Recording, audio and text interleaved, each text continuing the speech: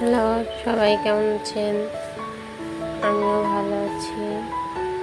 তো আজকে আমি বিরিয়ানি রান্না করব। এখানে আমি মুরগির মাংস নিয়েছি 1 কেজি পরিমাণ।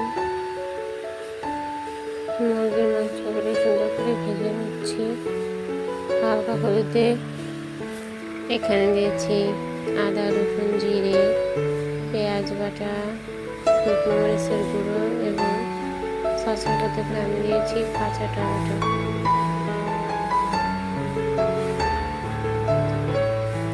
মশলাটা সুন্দর করে কষিয়ে ফ্যাটানো টক দই দিয়ে দিলাম,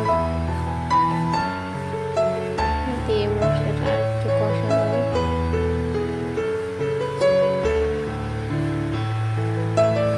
কষানো হয়ে গেলে অবশ্যই ভাজা মাংসগুলো দিয়ে সুন্দর করে নাড়াচাড়া করে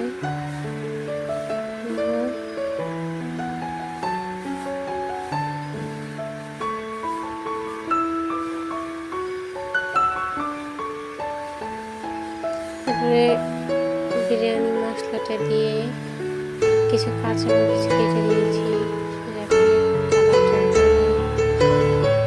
স্বাদটা যাতে হয়। সুন্দর করে কষিয়ে নেব।